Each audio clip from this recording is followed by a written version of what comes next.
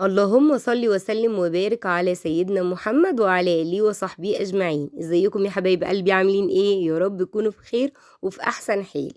النهاردة هعمل معاكم الليمون المخلل المعصفر السريع.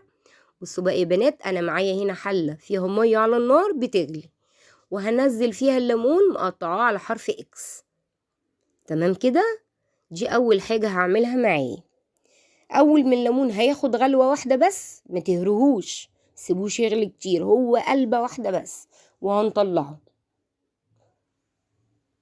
كملوا بقى معايا الطريقة للآخر وقولوا لي ايه رأيكم في الفيديو، ولو عجبكم لايك وشير واشتركوا في القناة ودوسوا على زر الجرس عشان يوصلك كل جديد مني.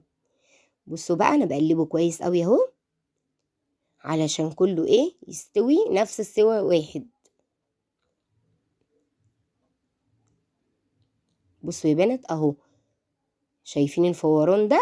هي غلوة واحدة بس كده، بس انا هطفي عليه وهطلعه، مش عايزاه يتهري معايا.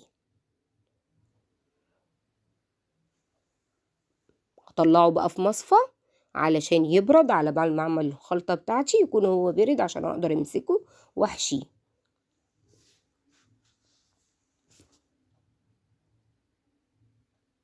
اهو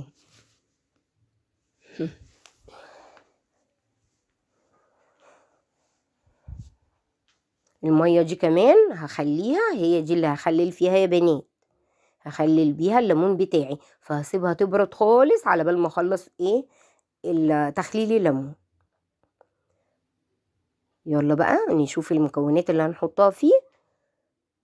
انا معايا هنا حبة البركة، ومعايا عصفر، ومعايا كوباية الا ربع من الملح، ومعايا فلفل حامي اهو هحطه مع الليمون، وهنا فلفل احمر حلو اهو، فلفل احمر حلو.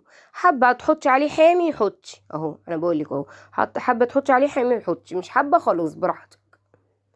والليمون اللي معايا المقدار بتاعه كان كيلو ونص، كيلو ونص من الليمون، عليه كوبايه الا ربع من الملح، والملح ناعم عادي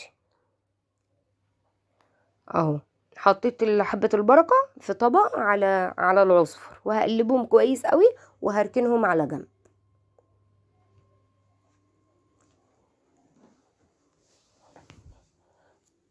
كده قلبتهم هركنهم على جنب.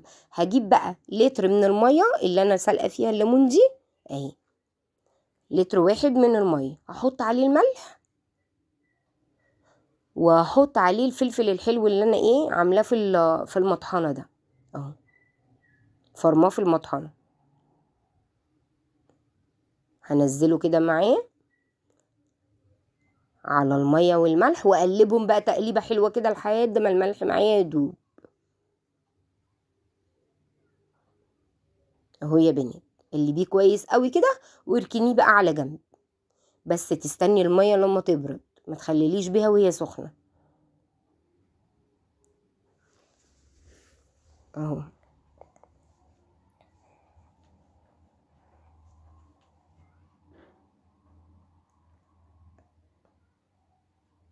وهنا معايا معلقة من السكر كمان، مادة الحافظة بتاعت المخللات، هي معلقة من السكر، حطيتها برضو عليهم وقلبت كويس زي ما انتوا شايفين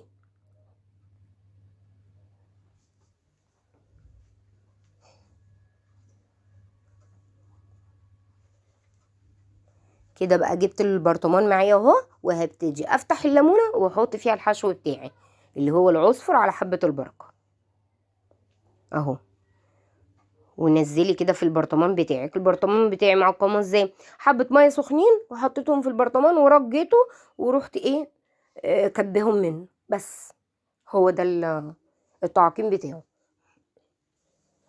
تيجي بقى افتح الليمونه كده واملاها، واروح ايه رميها على طول في البرطمان كده اهو.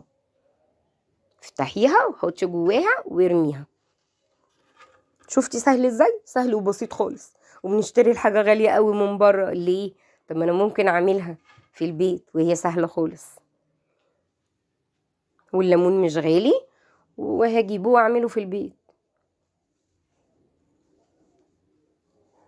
اهو. خلص بقى كل الكمية اللي معايا وانا ما عملتش كتير زي ما انتوا شايفين، هو كيلو ونص بس، هو البرطمان صغير مش كبير.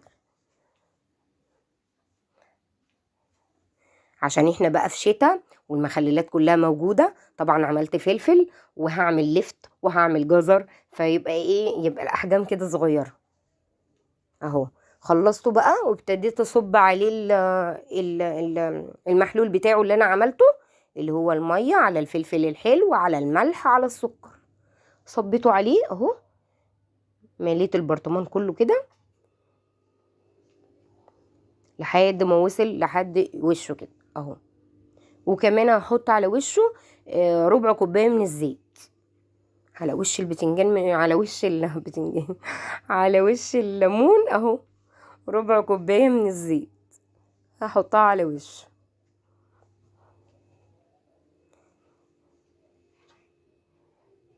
بس وجبت كيس بقى من بتاع التلاجة اهو، حطيته عليه، وهقفل بقى البرطمان بتاعي كويس قوي، مش هفتحه لمدة اسبوع، اسبوع واحد بس وهتاكلي منه على طول. شفتوا بقى سريع ازاي اهو، شكله جميل قوي.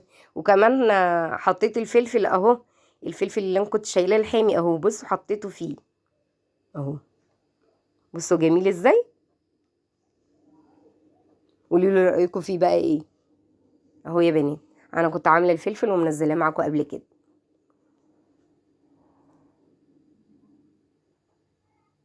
اهو يا بنات. استودعكم الله الذي لا تضيع ودائعه في حفظ الله.